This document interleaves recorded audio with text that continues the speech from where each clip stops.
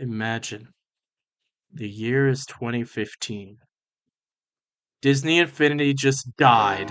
Telltale just released Minecraft Story Mode, which would soon lead to the company dying. Everyone realized that the Wii U had just died, and the hit indie game Undertale released, which is a game where you can make everyone die. And also, there's lesbians or Oh, whatever. Alphys posted a picture. Dinner with the girlfriend. Wait, I thought Alphys was a girl. But you know what didn't die that year?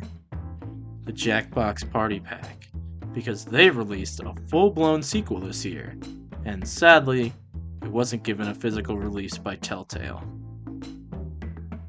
Do you think that's why the company shut down? Anyway, the Jackbox Party Pack 2 released with 5 brand new party games. Quiplash excluded. So just like last time, I thought, why not just take a deep dive and check out each of the games and see how they stand up on their own in the current day. Yeah, no long intro for this one really. I mean, I kind of said everything that I wanted to say in the first video anyway. In case you don't remember how Jackbox games work, then, well, for one, I'd advise that you go and watch that original video for a full rundown. But basically, you put the room code given by the game onto your phone or computer on the website jackbox.tv, then that puts you into the game, letting you play with your device as the controller. Though something new to this game is that the games can use audience features. Basically, when the game has already started, or there are already 8 players, anyone who tries to join will be put into the audience. These players get a smaller role that's dependent on the game. It's not much, but it's very useful for things like streamers with big followings, or I guess really, really big parties, since the cap on the audience is around 10,000. But with that, I see no better reason than to jump right into the first game of the Party Pack 2 then. That being Fibbage 2, a trivia game made for 2 to 8 players. In case you haven't seen my review on the original game, here's a rundown on how it goes. Fibbage 2 will have a random player select from a group of categories. The category chosen will then present a question, with all players now filling in the blank left out of it. After everyone is done, all the answers entered by the players, plus the actual truth, will be placed on the screen for people to choose from. Players get 500 points per player that picks their lie, and 1,000 points for finding the truth. And the players can also like the lies they like or find funny. This goes on for 2 rounds of 3 questions each, with points being doubled in the second round. And then it ends off with the final Fibbage for triple points, with it being about entering a possible name or phrase based on the question instead of filling in the blank. This is clearly a very direct sequel to the original Fibbage. Basically, it's just being the same game with 500 brand new questions. Which I mean is pretty cool after the original Fibbage XL only had a total of 200 questions. As for new stuff, every player starts with a defibrillator, which is something that can be used once per game by each of the players, though it only works in the first 2 rounds. When used though, it cuts all your answer choices down to just being 1 lie and 1 truth. This is neat, I guess, but it just kinda comes down to a free round 2 correct answer, since there isn't really good point to use it in round 1, since it gives half the amount of points you could earn from the second. There's also some unique question types, such as celebrity quotes of great importance, diagnosis, huh? And road trip. But I swear these things never show up. I've played this game a few times, and I think I saw just one of these. Once. In my entire life. I don't know why they are so rare. Special question types in Jackbox trivia games are never usually this rare, and would especially be common in future Fibbage titles. So, I'm just not too sure what's going on here. For a while, I thought this game just didn't have any special question types, just like the original game. Yeah, but in the end, the player with the most points is the winner, with the player who got the most likes on the answer getting the like cut. Oh, right, the audience. The audience gets to like answers. That's it. They don't get to vote or submit a fake answer as a group, just liking answers. Alright, I guess. But that's pretty much it for Fibbage 2. It's a very straightforward sequel to the original game. Just a small new mechanics and a ton of questions. But hey, I mean, this game is still really fun. I like the new style this game I think it's a lot more appealing to me personally, with it being a more watercolored style. But I don't really think there's enough here to justify me giving the game a higher rating than last time. Which, hey, isn't bad. That's still a nice 8 out of 10. A full upgrade to the original game, but pretty obvious how they could just easily crank out a whole new Fibbage just 1 year after the original game came out. Earwax, a sound-themed game for 3 to 8 players. This one is fairly unique for Jackbox. There aren't a lot of sound-based games in their entire library. But this game might be the reason for that. Basically, the game selects a player to be the judge. They then decide the category they want players to respond to. Players then choose 2 sounds on their device. Then one by one the sounds will be played together, with the judge then deciding on which of the pairs they think are the best. This repeats with a new judge being selected each time, and continues until a player receives 3 total points. So basically, the game is Cards Against Humanity but with sounds. Which, I mean, I don't think is a terrible idea on paper. But I feel like this game falls into some of the same problems that Cards Against Humanity does. One of those mainly being the fact that sometimes you just don't have very funny things to work with. You only get 6 sounds, and you have to use 2 of them each time. Sure, there's plenty of ways to get creative with the sounds, I can't deny that, but it doesn't help that some sounds are just inherently going to get bigger laughs out of people than others. Like if anyone gets a fart sound or scream, they're going to have an inherent boost in getting selected than other players. It also doesn't help that you can't hear the sounds before they're played in the game. Like in this example, I picked a sound that said, "the white zone," which I kinda just expected to be the sound, just has a few extra words after it maybe, but when it started playing, it went on to give a whole airport announcement that lasted several seconds. The white zone is for immediate loading and unloading of passengers only. Like, how was I supposed to know it would do that? I guess letting people listen to the sounds on their phone wouldn't really work in a public setting with what the game was going for. And it would kind of ruin the surprise of hearing all the answers showing up on screen. But maybe a number saying how long the sound played for would help visualize what the sound is going to be at least a little better. Once again, this game has those same strengths and weaknesses of Cards Against Humanity, but to an even greater degree. Since each category asks for 2 sounds together, this gives a higher chance of just getting flat-out bad sounds. I mean, both this game and Cards Against Humanity can be funny when everything comes together and works, but it's just unfortunate that that can't really happen all the time. Also, the fact that players need to get 3 points to win can heavily change the runtime of this game. It could be as fast as like 5 minutes if one player just wins each of the rounds, and meanwhile it could take a whole lot longer if each player is equally getting points instead. Though, I mean, to be fair, 3 is pretty much the perfect amount for what they were going for here. Like, 2 points would have made the games too quick no matter what, and 4 would make the game drag on way too long. Overall, Earwax is an interesting attempt to switch up the Cards Against Humanity format, even if it doesn't really do everything correctly. I'd give this game like a 5 out of 10, middle of the road for me. It could be good, but it clearly has its problems.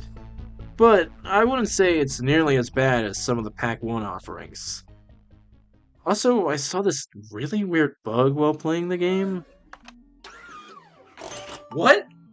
What the f- What the fuck just happened? What? Wait, what the f just happened? Once again, I've played this game a few times and I've never seen this happen before. It at least only happened once, but it was just really strange to see. Hey, I'm reading the script right now, and I just realized I forgot to talk about the audience features of this game. Uh, they get to like the sounds. That's it. It's pretty much the same as Fibbage. I could see why I forgot to write it down here. Just all right, whatever. Let's move on. Bidiots, a drawing game made for 3 to 6 players. Now, Bidiots has a lot going on in the game that isn't exactly explained, meaning that this game might take a few rounds to really make sense, but I'll try my best to explain it all here. Basically, every player starts with drawing 2 drawings. After that's done, every player will start with $3,000 and each drawing will be brought out one by one. Now, all the players will start bidding on the drawings starting at $400, and they keep going up in increments of 100. You can choose from $100, $200, or $300 more than the current amount that people are bidding for. Each of the drawings has a specific amount of worth attached to it, with 3 of the drawings showing their name and worth on your device. Only problem is that a lot of the prompts for drawings that people are given can be similar to one another. So this means that you may think one of the drawings is nice living room worth $3,800, but it could actually be furnished apartment, which is instead worth a whole lot less. The bank, predatory loans, can also be called so that players that used up all their money can take a loan in order to keep on bidding. You get $1,000 but have to pay back $1,500 at the end of the game. Though luckily you can also get money without taking loans, since the artist that drew the drawing that was just bought will get half the cash that was spent to get the drawing. However, this doesn't count if the drawing was bought by the artist who drew it, with it instead giving you $0. You also have people sending you messages on your phone. They don't really have much of anything important to say, but very rarely they can give you some very helpful insight. Like when I got one that said that one of the artist's next pieces was worth quite a lot. With that info, I knew it was best to watch how the artist acts with each of the next few drawings, trying to determine when it's best to buy in for the hope of getting that high value piece. Halfway through the game, every player is given screws. These can be used to force another player to bid on the current piece for $100 more than the current bid. However, this can only happen if the person screwed can actually afford to pay that much. This forces players to pay attention and be sure that they aren't wasting a useful screw, which can be used to force a player to buy an art piece you know is low in value, or help boost up the amount of money you get from the player paying for the art piece you made. After all the drawings are done, the game will tally up the scores, adding the amount earned from the art and deducting the loans. The player with the most money left by the end is the winner. Now, Bidiots is kind of weird to me. It's one of the only real reasons I personally open up Pack 2 in this day and age, thanks to the fact that I have every Jackbox game to date. And that's mainly thanks to the fact that this game is very unique among plenty of Jackbox's other offerings. But honestly, there's so much about this game that doesn't really get explained by the game itself. Like, the game never tells you about how the names of the drawings are often very similar. You just kinda have to pick that up, even though it's a very important part of learning the game. This usually leads to having to do a burn around for people to really understand the game fully, like I said, which also kinda leads into another problem for this game: the length. This game could either move at a very quick speed, or you can have players waiting until the very end of a final call before deciding to up the bid. And if you don't have enough money to participate in the bidding, then it could become a bit of a slog just waiting around. But honestly, I still can't say that this game is bad. Sure, it's weird how not everything is really explained all too well, but when you have a handle on the mechanics, the game becomes pretty fun. I also wish the host would move on to making final calls a bit faster, though. 1,000 is what I'm looking for. Who here can show me $1,000? I would like to see $1,000. Like, Wow, damn, man, cut the spiel. I guess my only other complaint is just how the player count is set to 6. I never really understood why Jackbox would do games made for 8 players and then put them in packs with games with a cap of 6 or even 4 players. Like, I just feel like it leads to the games being played less overall, since you're probably only opening up Jackbox if you can get around that 8-player cap. Maybe this is a personal thing, but I just never really got the point of making games like this. I guess because the game would be even longer, but if that's the problem, I feel like cutting down on some of the waiting done in this game already would help make the pace better.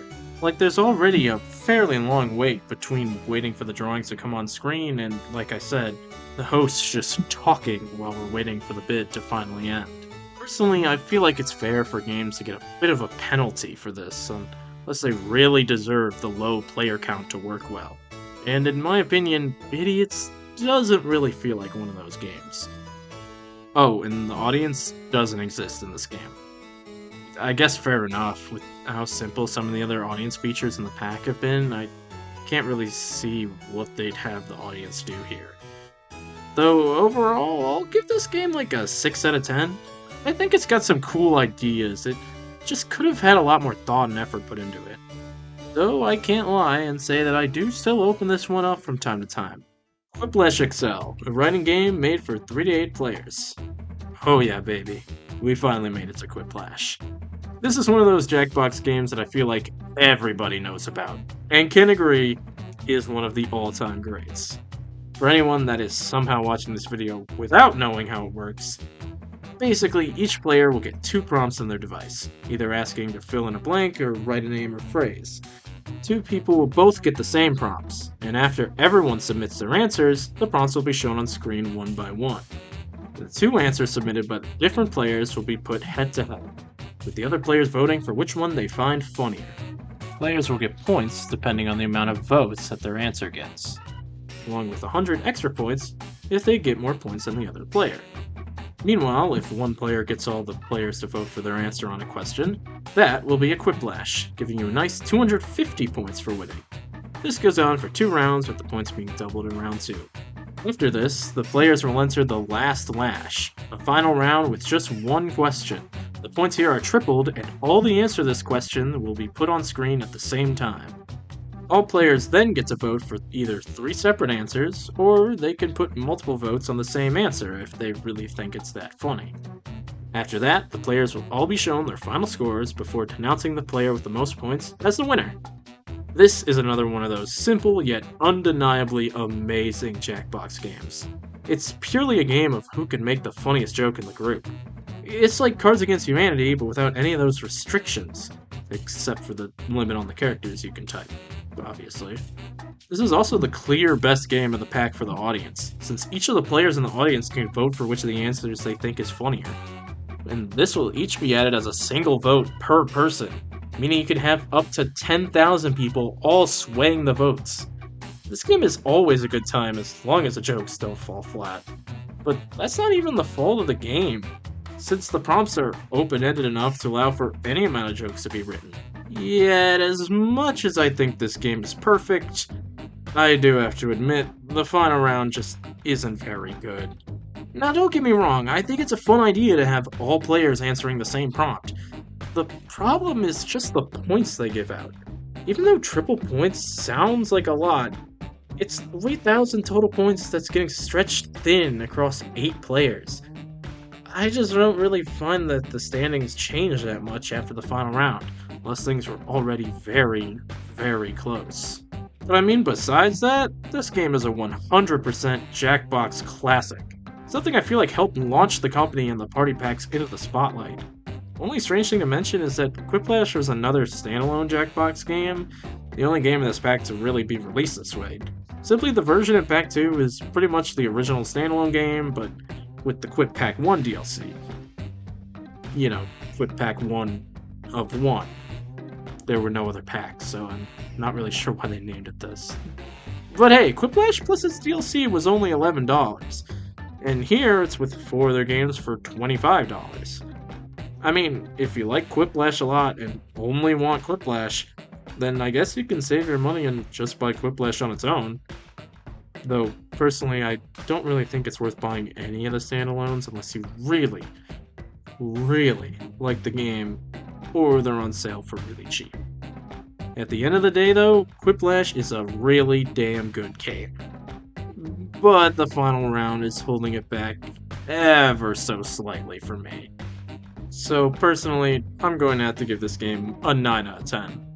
I mean, even though I think the final round isn't amazing, this is still one of the best Jackbox games they have ever made, and can work in probably any party scenario. Bomb Corp. I'm not really sure what genre Bomb Corp would be, but the Mega Picker lists it as a puzzle game? One of 2 Jackbox games to be listed as a puzzle game, that is. Though, honestly, I don't really know if I'd call the other one a puzzle game either. But, okay, whatever. It's a puzzle game for 1 to 4 players, with, again, no audience features. Now, Bomb Corp is actually pretty interesting. It's kind of like Keep Talking and Nobody Explodes, but way simpler and spread across 1 to 4 players instead of just 2. Basically, the gameplay has players get a bomb with a bunch of wires. On everyone's device, it will get some rules to follow, like don't cut green wires, or cut wires around wire 2. Basically, everyone should say their rules first, then the player who's able to cut the wires will decide which ones to go for. This gets more complicated as the days go on, giving you bombs with more rules layered on top of other ones, as well as conflicting rules like don't cut the third wire, even if other rules say that you should. There's a few other modes, like filing, that follow the same rule structure as well, all encouraging teamwork. This is honestly a pretty stressful game. Knowing that everyone has to be on their toes to make sure the bombs can be defused successfully. Meanwhile, the game is split up into 15 days, which is honestly pretty impressive. Each day has its own dialogue and events happening on each, with new puzzles being brought in. There's also a mode called The Grind, where you just get bomb after bomb to see how far you can get. Basically an endless mode. Cut the 4th wire. Okay. One thing that felt off, though, was the puzzles themselves, with mainly the fact that they feel a lot easier than I remembered them being. I was never able to get past Wednesday for the many years that I had this game. Yet, the group I played with was able to get through this day with 3 stars, as well as the day right after. This felt a bit weird to me, until I realized that Bomb Corp actually got a big rework in 2023 for some reason. I'm not sure why they did this, but while Jackbox was celebrating the 10 years of Jackbox Party Packs, they just dropped a big Bomb Corp rework. And that was like the biggest thing to come from that celebration. I mean, it's cool that they did this. It makes the game a lot more fun because now the puzzles are toned down and you no longer have to start from the very beginning every time you die, but I'm just like, why? This is a game from the second party pack. I don't think anyone was planning on playing Bomb Corp. And as the only one to get a rework? I feel like people's opinions on this game were already set in stone a long time ago, but I guess the game is a bit more fun since you can, like, win the game more often.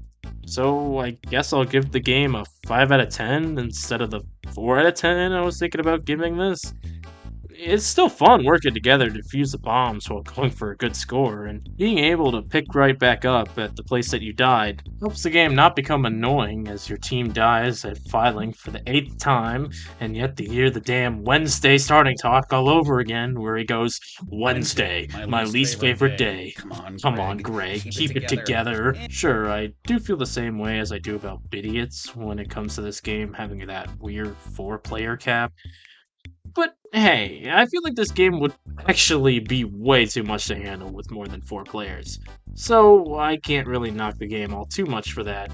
But with that, that's the Jackbox Party Pack 2. Overall, I think that this pack is an overall improvement from the original. Some of the games like Fibbage 2 and Quiplash are really dang good. And I'm also a bit of a fan of Bidiots, even if I don't always feel like opening the game up for it. The audience feature used in some of the games is also a really cool idea, though here it's still clearly a developing feature, with the most interesting use being in Quiplash. This is a clear jump in concepts from the original Jackbox Party Pack, though it does feel like it still needs some work. Like, at least in this game they added the feature of the first player to join being the only one who can actually start the game. The average this game gets for me is a 6.6 out of 10. Solid improvement in my opinion. Now, again, if you have every pack at your disposal, you can probably skip this one. The best games here being Fibbage and Quiplash, which you can find in numerous other packs that I'd say are more worth your money. But again, I feel like these first 2 packs are a lot better of a deal if you were only looking to buy just one. First game, in my opinion, is a bit more interesting though, since it has a Fibbage, as well as Drawful and You Don't Know Jack, which I think add a good spice to the package. The only problem is that the other 2 games in that pack suck. But yeah, as an overall package here, Pack 2 is undeniably better than the first game. But hey, that's just what I think. What do you guys think of Party Pack 2? Do Do you think it should have been graded higher? Less? Maybe I missed something important somewhere? Let me know in the comments. I'm always down there reading them, honestly, so I'd just be down to hear what you guys have to say. And yeah, you can also like and subscribe while you're down there, blah blah blah blah blah. You probably get what people say by the end of these videos by now.